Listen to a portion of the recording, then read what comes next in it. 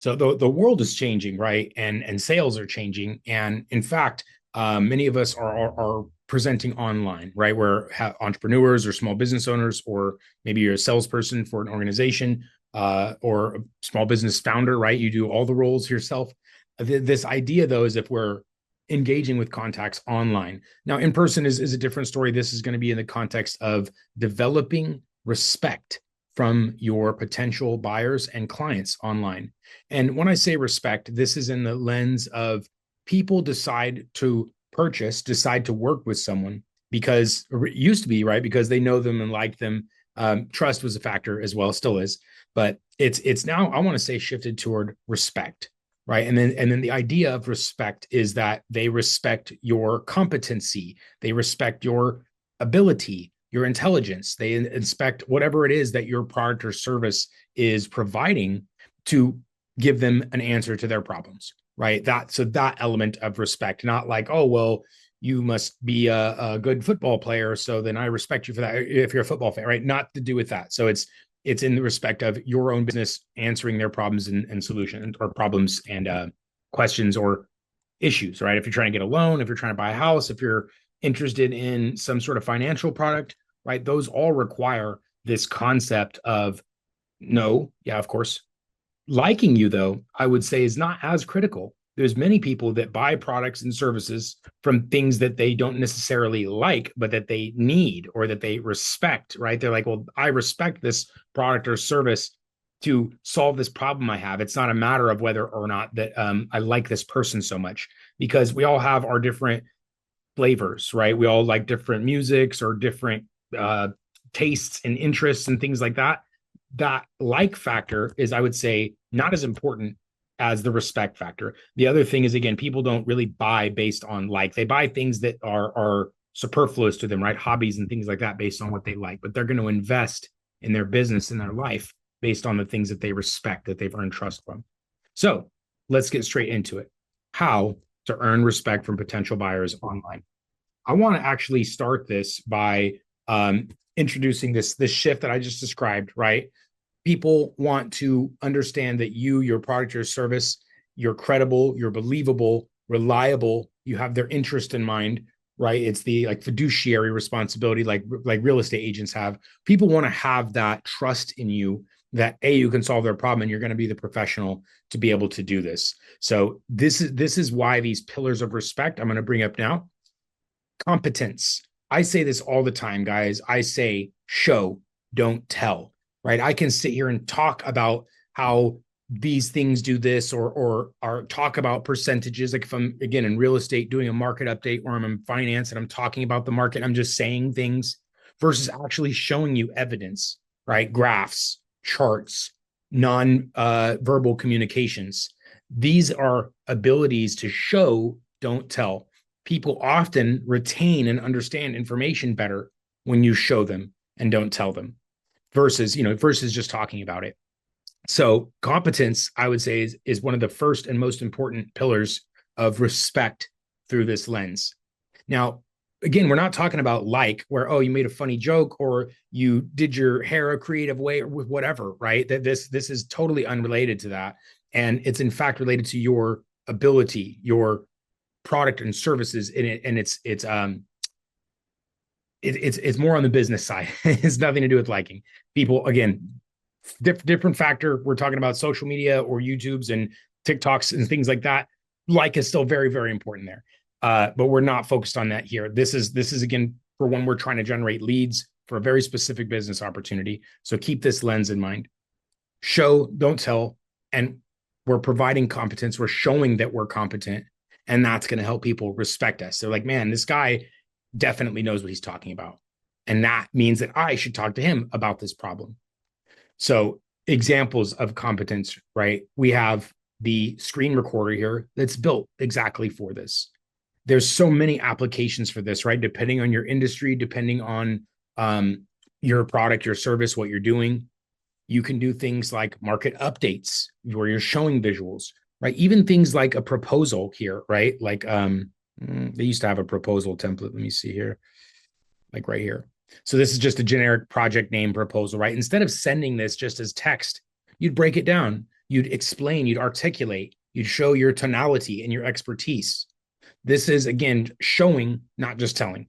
Charts and data and pulling reports and stuff, showing that, like an analysis. Those are examples of showing competency, right? Showing, not just talking about things. So the tool that we provide to show competency, right, is the screen recorder. You can show your screen and show that you've put together information. Like this slideshow here was put together using Gamma, right? It's an awesome application where I can just put in some words. It gives me the slides.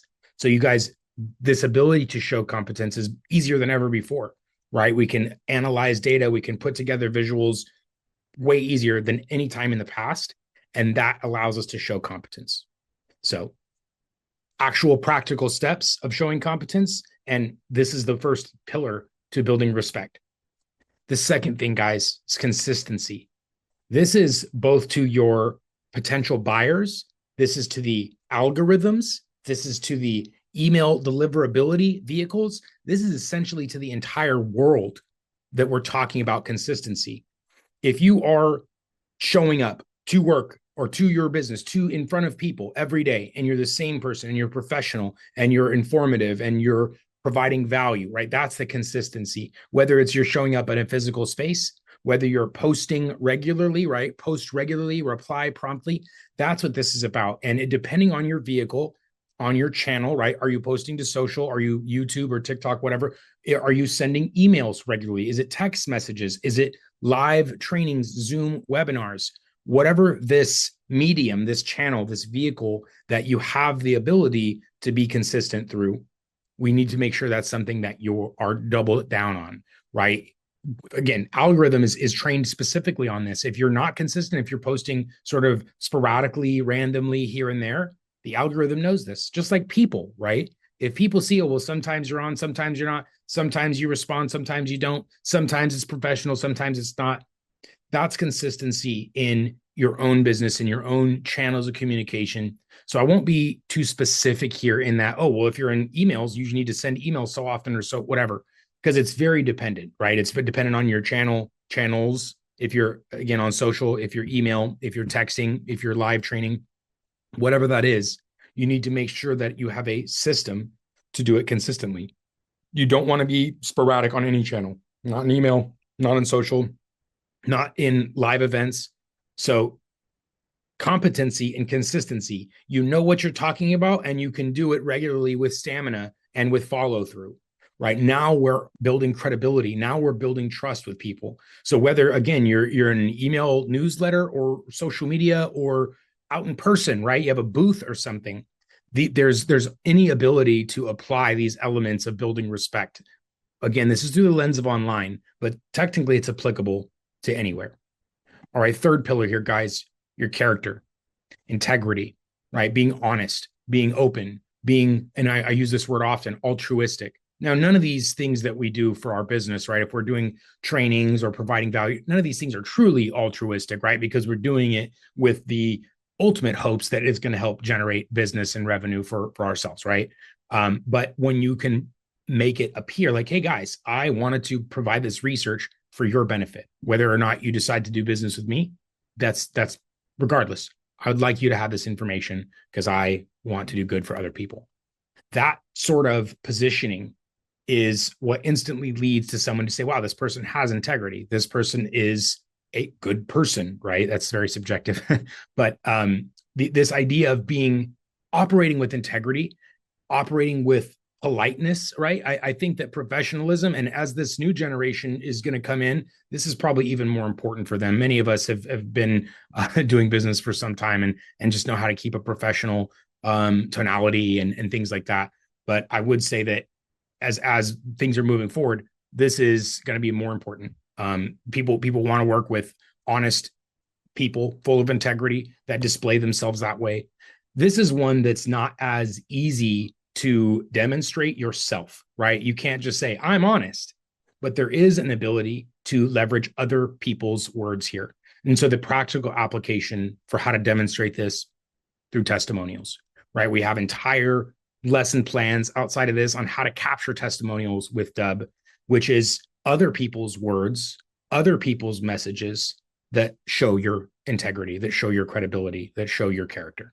So, right. Don't say I'm the most honest and trustworthy person ever. It's like that probably has the opposite effect for people.